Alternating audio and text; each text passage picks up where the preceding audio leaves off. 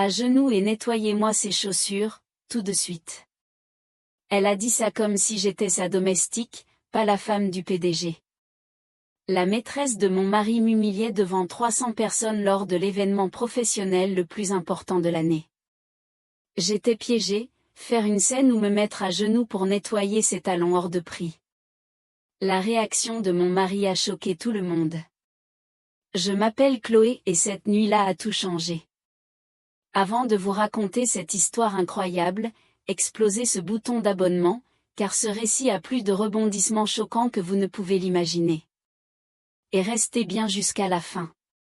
La révélation finale va vous couper le souffle.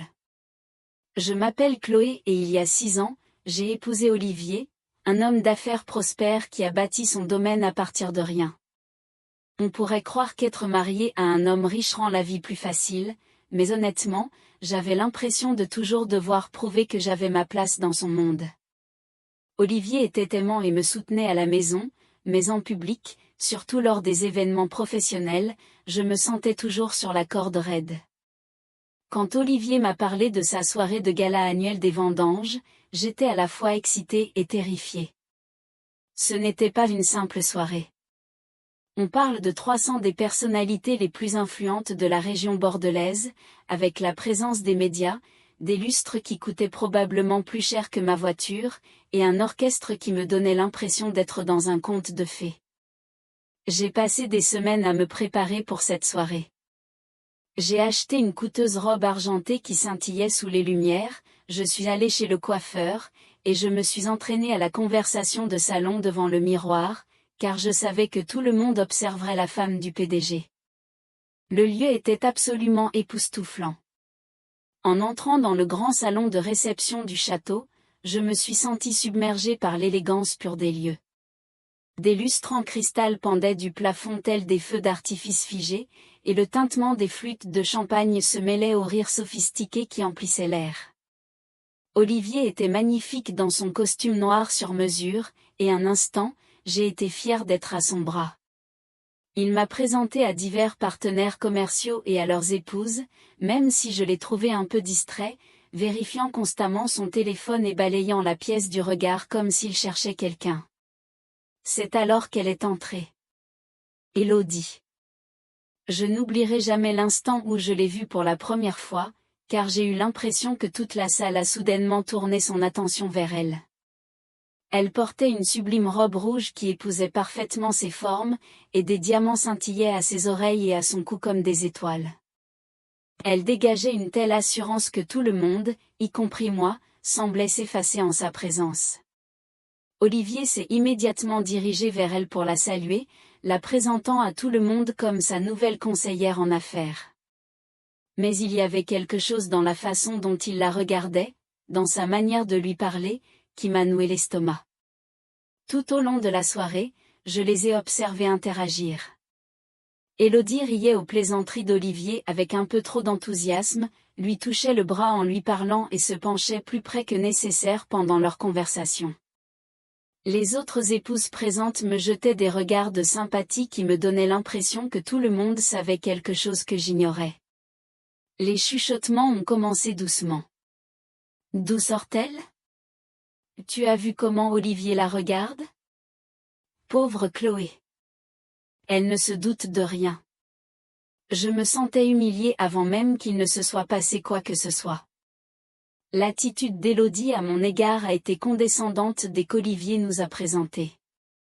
Elle m'a toisé avec un dédain à peine dissimulé, a qualifié ma robe de « charmante » d'un air moqueur, et m'a posé des questions sur mes origines d'une manière qui semblait vouloir souligner à quel point nous étions différentes. « Oh, vous n'avez pas fait d'études supérieures ? Comme c'est intéressant. » Olivier ne l'avait jamais mentionné. Chaque mot était comme une petite entaille, conçue pour que je me sente inférieure devant toutes ces personnes importantes. Au fil de la soirée, je me suis retrouvée de plus en plus seule, tandis qu'Olivier était constamment aux côtés d'Élodie, discutant d'affaires qui semblaient exiger beaucoup de chuchotements intimes et de rires partagés. J'ai essayé de me mêler aux autres invités, mais les conversations semblaient forcées et maladroites. Je sentais les gens m'observer, attendant de voir comment je réagirais à l'engouement évident de mon mari pour cette femme mystérieuse. Puis est arrivé le moment qui a tout changé. Nous étions près du buffet des desserts et j'essayais d'engager la conversation avec un groupe d'épouses quand Élodie est apparue à côté de moi. Elle tenait en équilibre une assiette de moelleux au chocolat tout en gesticulant de manière théâtrale pour raconter une histoire au petit groupe qui s'était formé autour d'elle. Dans ce qui a semblé être un accident complet, elle a fait un pas en arrière et son talon blanc de créateur, hors de prix, a atterri en plein dans un morceau de gâteau qui était tombé par terre.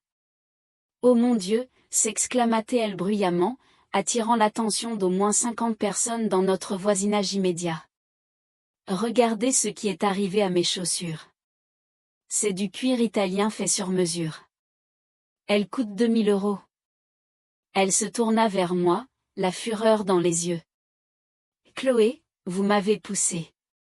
C'est vous qui m'avez fait marcher là-dedans. » J'étais abasourdie. Je n'étais nulle part près d'elle quand c'est arrivé, et plusieurs personnes avaient clairement vu que c'était sa propre maladresse qui avait causé l'accident. Mais avant que je puisse me défendre, elle a continué son numéro. « Ces chaussures sont fichues.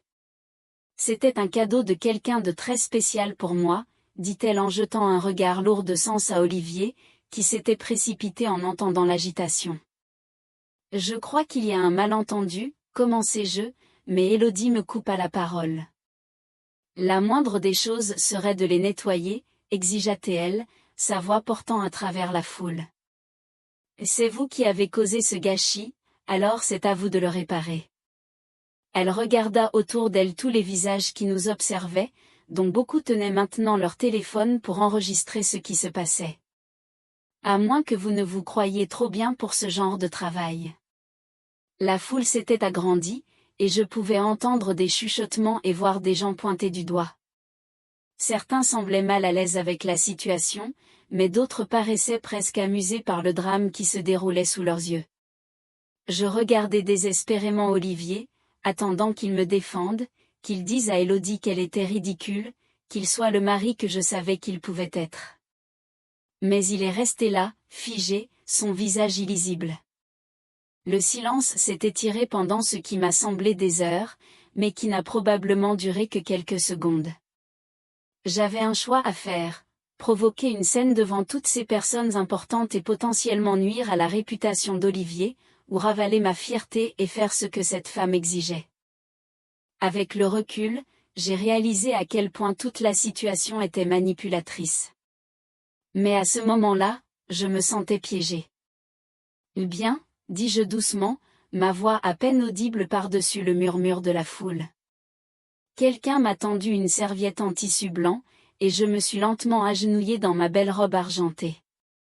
Le sol en marbre était froid et dur, et je pouvais sentir le poids de centaines de regards sur moi alors que je tendais la main vers la chaussure souillée d'Élodie. Tandis que je commençais à nettoyer le chocolat de son talon coûteux, Élodie s'est assurée d'ajouter un commentaire pour notre public.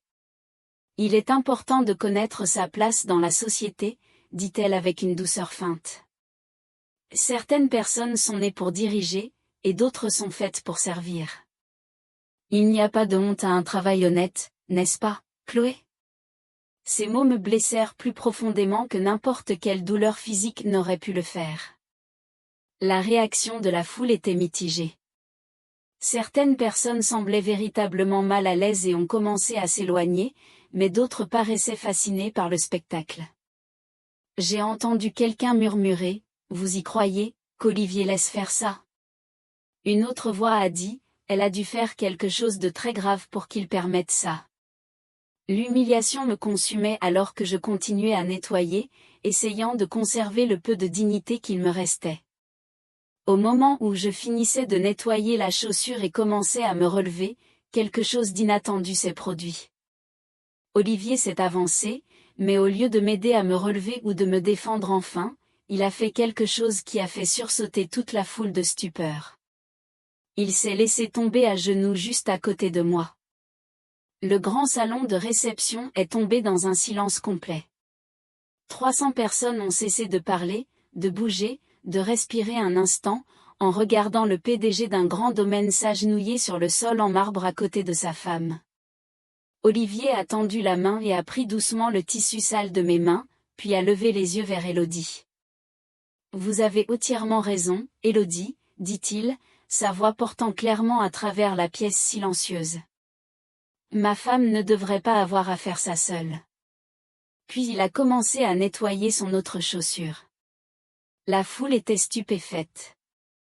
Les téléphones enregistraient sans aucun doute maintenant, et je pouvais voir la confusion sur tous les visages. Pourquoi Olivier s'humiliait-il avec moi? Quel genre de pouvoir tordu cette femme avait-elle sur lui? Mais alors, Olivier a de nouveau levé les yeux vers Élodie, et j'ai vu dans son regard quelque chose auquel je ne m'attendais pas, ni soumission, ni culpabilité, mais quelque chose qui ressemblait presque à du triomphe. Surtout, continua Olivier, toujours à genoux, mais parlant assez fort pour que tout le monde entende. Pas pour quelqu'un qui est sur le point de se faire arrêter. Les mots sont restés en suspens dans l'air, comme une bombe sur le point d'exploser. Le sourire confiant d'Élodie vacilla pour la première fois de la soirée. « Qu'est-ce que vous avez dit » demanda-t-elle, sa voix soudainement incertaine. Comme un signal, les grandes portes du salon de réception se sont ouvertes et plusieurs gendarmes en uniforme sont entrés, suivis par des gens en costume qui étaient de toute évidence des agents de la brigade financière. La foule s'est écartée comme la mer Rouge alors qu'ils se dirigeaient droit vers notre petit groupe près du buffet des desserts. L'officier en chef s'est approché d'Olivier, qui était maintenant debout et m'aidait à me relever. « Monsieur Olivier Lambert » demanda formellement l'officier. « C'est moi » répondit Olivier en rajustant sa cravate. « Nous sommes ici pour Élodie Moreau, comme convenu. » La transformation d'Élodie fut immédiate et terrifiante. La femme confiante et condescendante qui venait de m'humilier devant des centaines de personnes ressemblait soudain à un animal piégé. « Qu'est-ce que c'est que ça » exigea-t-elle, mais sa voix tremblait maintenant. Olivier se tourna pour s'adresser à la foule, dont beaucoup enregistraient encore tout sur leur téléphone. « Mesdames et messieurs, je vous dois à tous une explication, et j'en dois une tout particulièrement à ma femme. » Il prit ma main et me regarda dans les yeux avec une expression à la fois désolée et fière. « Élodie Moreau n'est pas ma conseillère en affaires. Elle n'est pas ma maîtresse, bien que je sache que beaucoup d'entre vous les soupçonnez. Elle est, en réalité, une espionne industrielle qui vole des secrets commerciaux de notre domaine et les vend à nos concurrents depuis 8 mois. » La foule a éclaté en murmures et en exclamations de choc. Élodie a essayé de reculer, mais les gendarmes se sont déplacés pour lui bloquer le passage. « C'est ridicule » protesta-t-elle. « Je ne sais pas de quoi vous parlez. »« Nous avons des mois de preuves » continua Olivier, sa voix se faisant plus forte. « Des caméras cachées, des conversations enregistrées, des transactions financières et des analyses informatiques qui prouvent que vous avez systématiquement volé notre propriété intellectuelle pour la vendre au vignoble Moreau et Fils, qui, par coïncidence, appartiennent à votre famille. » J'avais la tête qui tournait.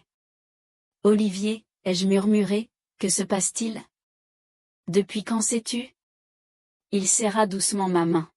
« Chloé, mon amour, nous le savons depuis 3 mois, et tu nous as aidés à la piéger. » La foule sursauta de nouveau, et j'eus l'impression que le sol se dérobait sous mes pieds. « Comment ça, je vous ai aidé? » Mon comportement distant, les longues soirées au domaine, la façon dont je t'ai traité en public, tout cela n'était qu'une comédie pour mettre Élodie en confiance, pour lui faire croire qu'elle réussissait à semer la zizanie entre nous. Nous avions besoin qu'elle révèle sa vraie nature, et sa performance de ce soir était exactement ce que nous espérions. Olivier regarda la foule autour de lui. Tout le monde ici a été témoin du traitement cruel d'Élodie envers une personne innocente. Ils ont vu sa vraie nature quand elle a cru avoir le pouvoir sur quelqu'un qu'elle considérait comme inférieur. L'un des agents de la brigade financière s'avança avec une tablette à la main. « Madame, nous avons des enregistrements de vous accédant à des dossiers confidentiels, des photographies de documents que vous avez prises avec votre téléphone, et des relevés bancaires montrant des paiements provenant des vignobles Moreau et Phil pour des informations qui ne pouvaient provenir que des domaines Lambert. La façade d'Élodie s'était complètement effondrée. Vous siffla-t-elle à l'adresse d'Olivier. Tout ça n'était qu'un piège. Vous vous êtes piégée toute seule, dis-je, retrouvant ma voix pour la première fois depuis le début de cette épreuve. La foule se tourna pour me regarder, et je sentis un regain de confiance que je n'avais pas éprouvé de toute la soirée. Personne ne vous a forcé à voler ces dossiers. Personne ne vous a obligé à maltraiter les gens, et personne ne vous a forcé à humilier quelqu'un que vous pensiez incapable de se défendre.